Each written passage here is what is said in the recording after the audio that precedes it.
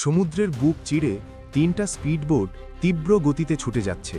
ঢেউ কেটে সামনে এগোচ্ছে বোটগুলো, আর প্রতিটা বোটের ওপর বসে আছে ইরানের স্পেশাল মেরিন কমান্ডো।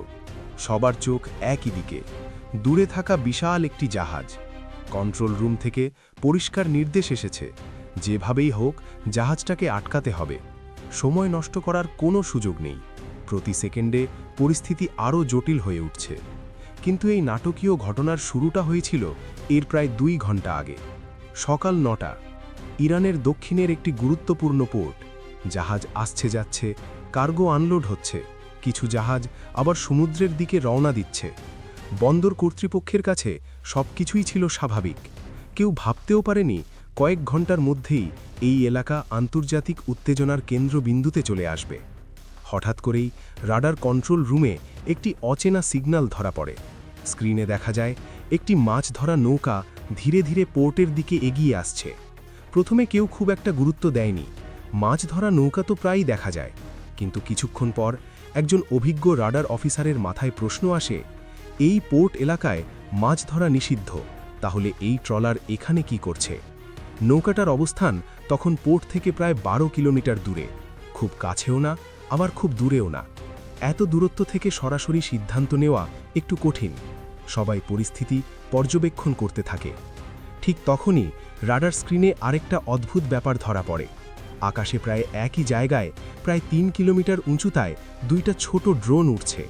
প্রথম দেখায় এগুলো খেলনা ড্রোনের মতোই মনে হচ্ছিল, কিন্তু সমুদ্রের মাঝখানে সামরিকভাবে গুরুত্বপূর্ণ পোর্টের কাছে কে এই খেলনা ড্রোন ওড়াবে? এই প্রশ্নটাই পুরো পরিস্থিতির মোড় ঘুরিয়ে দেয়। রাডার অফিসার বুঝে যান ব্যাপারটা হালকাভাবে নেওয়ার সুযোগ নেই। সঙ্গে সঙ্গেই বিষয়টা ঊর্ধ্বতন কর্তৃপক্ষকে জানানো হয়। কয়েক মিনিটের মধ্যেই সিদ্ধান্ত আসে আকাশে যুদ্ধ বিমান পাঠাতে হবে। ইরানের বুশেহর এয়ারবেস থেকে সঙ্গে সঙ্গে 2টা মাল্টিরোল ফাইটার জেট উড়ে যায়। এগুলো ছিল ইরানের বিখ্যাত F-14 টমক্যাট। এই যুদ্ধ বিমানগুলো একসময় আমেরিকার সবথেকে শক্তিশালী ফাইটার জেটগুলোর একটি ছিল। বহু বছর আগেই ইরান এগুলো তাদের কাছ থেকে কিনে নিয়েছিল। F-14 টমক্যাট মূলত সবথেকে দূরত্বে গিয়ে যুদ্ধ করে, আবার ফিরে আসার জন্য তৈরি করা হয়েছে। এই জেট ঘণ্টায় প্রায় 2400 কিলোমিটার গতিতে উঠতে পারে, একসাথে কয়েক টন ওজনের মিসাইল বহন করতে সক্ষম।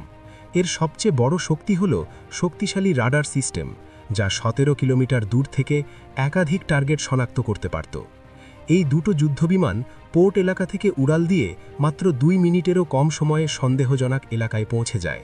কিন্তু সেখানে গিয়ে তারা যা দেখে তাতে তারা নিজেরাও কিছুটা হতবাক হয়ে পড়ে। যেখানে খেলনা ড্রোন থাকার কথা, সেখানে আসলে টহল দিচ্ছে দুটো আধুনিক F-16 ফাইটার জেট। সমস্যাটা হলো এই F-16 যুদ্ধবিমানগুলো কোন দেশের সেটা বোঝার কোনো স্পষ্ট উপায় নেই। কারণ F-16 যুদ্ধবিমান আমেরিকার তৈরি হলেও পৃথিবীর অনেক দেশই এই জেট ব্যবহার করে। ইরানের F-14 যুদ্ধবিমান যখন কাছে আসে, তখন দেখা যায় F-16 যুদ্ধবিমানগুলো খুব একটা পাত্তা দিচ্ছে না। এর প্রধান কারণ হল প্রযুক্তিগত দিক থেকে F-16 কিছু ক্ষেত্রে ইরানের পুরনো F-14-এর চেয়ে এগিয়ে। তাই ইরানের যুদ্ধবিমানগুলো কিছুক্ষণ পরিস্থিতি পর্যবেক্ষণ করে ফিরে আসতে বাধ্য হয়। কিন্তু এখানেই ঘটনা শেষ হয়নি। ইরানের হেডকোয়ার্টার খুব ভালো করেই জানে নিজেদের আকাশসীমার ভেতরে অচেনা যুদ্ধবিমান থাকা কোনোভাবেই নিরাপদ নয়। তাই তারা বাধ্য হয়ে এয়ার ডিফেন্স সিস্টেম সক্রিয় করে। ইরান বিশ্বের অন্যতম শক্তিশালী মিসাইল প্রযুক্তির অধিকারী দেশগুলোর একটি। বিশেষ করে তাদের আকাশ প্রতিরক্ষা ব্যবস্থা নিয়ে বহু বছর ধরে আলোচনা হয়।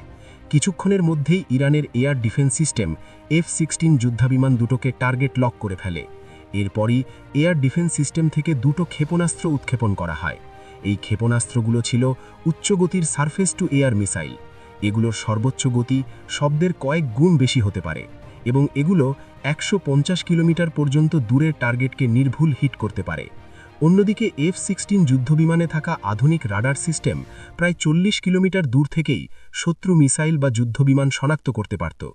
ইরানের মিসাইল লঞ্চ হওয়ার সঙ্গে সঙ্গেই F-16 পাইলটরা তা বুঝতে পারে। এক মুহূর্ত দেরি না করে তারা আন্তর্জাতিক আকাশসীমার দিকে দ্রুত সরে যেতে শুরু করে। ইরানের মিসাইলগুলো টার্গেট লক করে কিছু দূর পর্যন্ত পিছু নেয়। এদিকে সমুদ্রে থাকা সন্দেহজনক যুদ্ধজাহাজও বুঝে যায় পরিস্থিতি এখন আর স্বাভাবিক নয়। তাই জাহাজটি সর্বোচ্চ গতিতে আন্তর্জাতিক জলসীমার দিকে ছুটতে শুরু করে।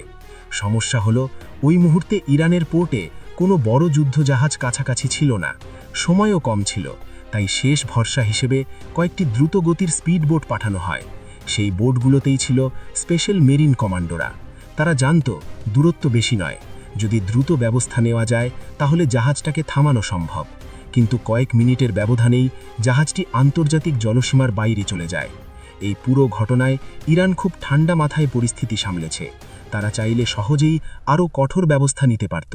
তাদের কাছে কামিকাজে ড্রোন আছে, দীর্ঘ পাল্লার মিসাইল আছে, আধুনিক নৌ আক্রমণ সক্ষমতাও আছে, কিন্তু তারা তা করেনি।